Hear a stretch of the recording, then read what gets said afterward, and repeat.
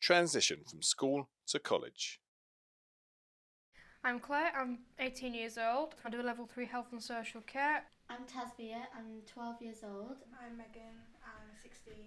What support did you get from moving from school to college? So, in terms of the transition, I was supported by being taken on to quite a few different taster days to quite a few different colleges because I was quite undecided in terms of what I wanted to do. It was a case of deciding which one I thought would be realistic for me in the future and what I actually wanted to do, and also how I actually found the course because of my disability. What kind of support did you get at college and what's do you get? So I'm at college now, and the support that I get is, to be honest, pretty similar to what I had at school. So I actually have the same support worker. That was quite surprising actually, because we didn't think I was going to get the same support worker. But for me, it was a case of having a TA. At school, I had a QTVI, but I don't have that now. But I still have the TA who adapts the work for me, so I can obviously access it for the course. And I also have mobility and rehabilitation training as well to help me be as independent as I possibly can. So is there anything that could have been improved about the support you got moving from school to college? Yeah, I think sometimes when I thought about doing a certain thing and I would mention it to people like TAs, sometimes it would be a case of the TAs constantly thinking that I can't do anything because of my disability, because sometimes they would think that actually it would be really hard work for them to try and support me. So sometimes it felt like I was constantly dependent on what they thought, so I was quite unable to actually understand what could I really do, because most of the time pretty much everything that I wanted to do, it was a case of no, you can't do it. So it wasn't really until about halfway through year 11 when I started to understand what I wanted to do, and that was through obviously support from charities, and making contact with the right people who were in the same situation as me in terms of visual impairments, and asking them questions, and they being able to be inspired from that, and to understand what could I really do and what couldn't I really do, and how I can also achieve my dreams. What advice would you give to schools about other young people with visual impairment?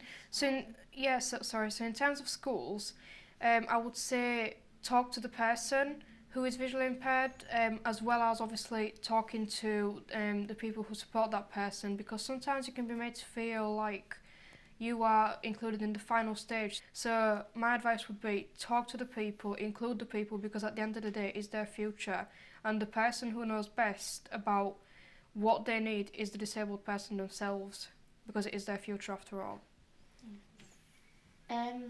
How did you overcome any challenges you faced?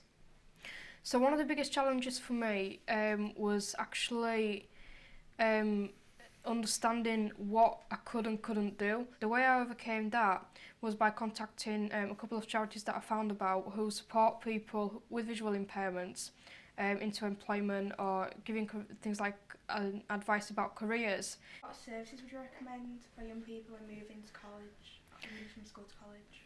So one of the biggest services that I would recommend is the Blind in Business charity. That's actually the charity that helped me to be a little bit more clear about what I wanted to do. They were the ones that got me in touch with a couple of alternative therapists so I could ask them questions, because what they can do is they can give you a general overview as to what can and maybe isn't possible. So they can give you the advantages and disadvantages of different career goals that you might have in mind, and what you can and maybe might not be able to do.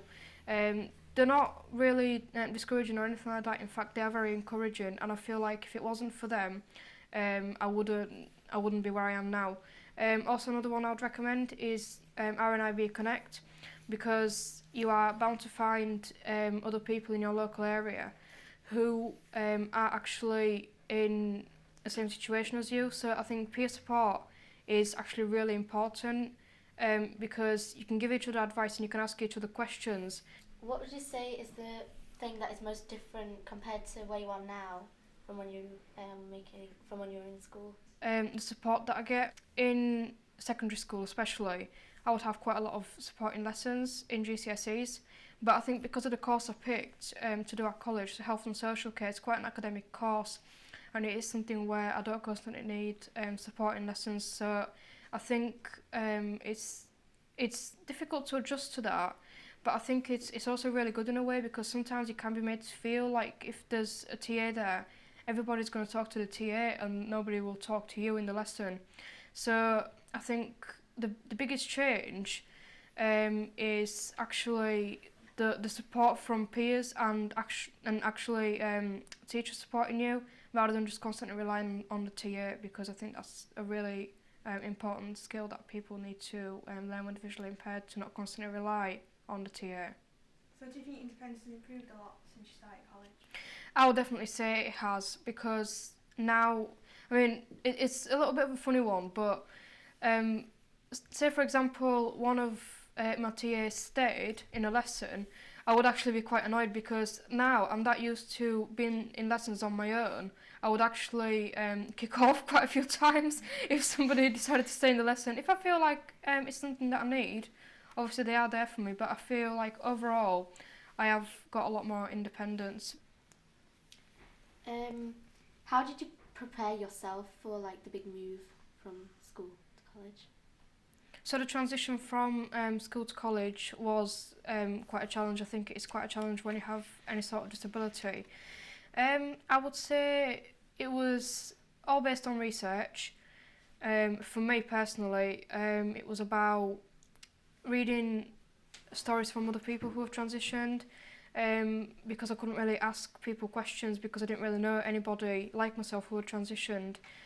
So it was constantly going on to things like, for example, RNIB websites and reading other people's case studies about transitions.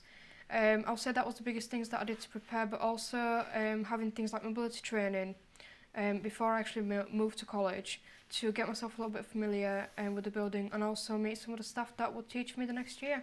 So like what made you like choose what you wanted to do after school? Like how did you decide where you wanted to go in terms of like college? Well, I must admit that was a pretty tough decision, because I liked the sound of apprenticeships quite a lot, but in the end I found that actually there was nothing that I could do that was relevant to my career goal as an alternative therapist. So I was starting to look at the next best thing, which in my case was to go to college and do something related to a health and social care course, which is of course the health and social care course itself. But I think again it was about talking to people, talking to the right people, and doing your research and finding out and understanding what you actually want to do, and asking yourself, right, what would I feel comfortable doing, and where would I feel most comfortable? Would I be comfortable in a workplace, so an apprenticeship, or would I rather be in a classroom and have things like lessons, but also get some practical work alongside, which is where college comes in. So what would you say are the main things that people should consider before actually making the transition from school to college? So think about your overall impact on your future. So how realistic is it to actually what you want to do? Also think about the support that you might need, because if you want to do something like a private course, you might not always get the support that you need. But private courses can sometimes be a better option for people, as long as obviously it's something that you can do, and as long as it's something that you feel comfortable doing. Sometimes if you want to apply for somewhere, tutors can be quite wary because of your visual impairment, so sometimes you might need to actually make them understand that you are more than capable of doing the course, if that's something you feel comfortable doing. And if you feel like you're more than capable of doing the course, you need to show the tutors that, because then you might actually make them understand and prove them wrong. This film was made by RNIB in partnership with Leeds Visual Impairment Team, Vision Impairment Centre for Teaching and Research and View. RNIB. See differently.